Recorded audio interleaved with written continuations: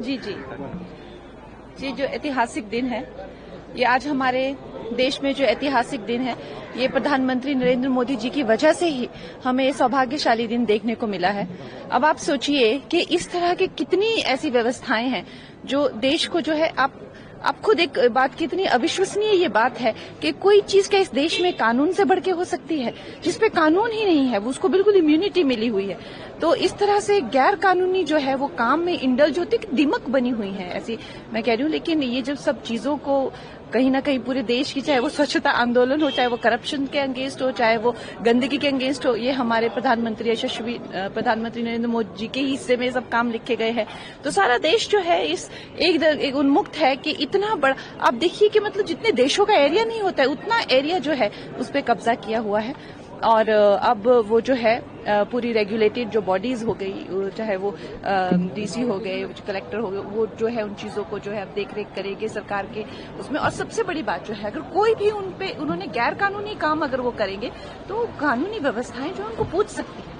इससे पहले देखिए क्या हालत थी देश की। तो देश ये देख रहा है, समझ रहा है कि चाहे वो कश्मीर हो, चाहे वो अरुणाचल हो, हिमाचल प्रदेश हो, या कोई भी जो काम कितने सालों से रुके हुए थे, वो प्रधानमंत्री नरेंद्र मोदी जी जो है इस देश के लिए कर रहे हैं। जी, लेकिन जिस तरह से अपोजिशन ने कल कहा कि सरकार इस बिल के बहाने जो माइनॉरिटीज हैं उनके संपत्ति पर कब्जा करने की, इंक्रोच करने की कोशिश कर रही है, उनके रिलीजन में दखल अंदाजी की कोशिश कर रही है, उसके बारे में क्या कहना है?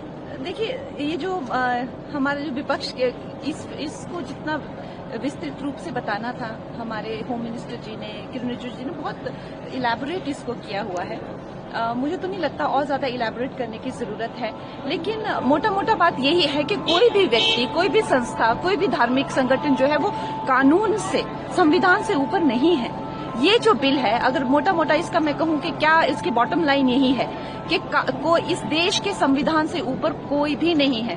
तो ये हमें आज ये सौभाग्य प्राप्त हुआ है कि एक दिमक की तरह जो एक करप्शन जो इसको खा गई थी और देश को खा रहा था, अब हमारा देश इससे भी मुक्त हो जाएगा।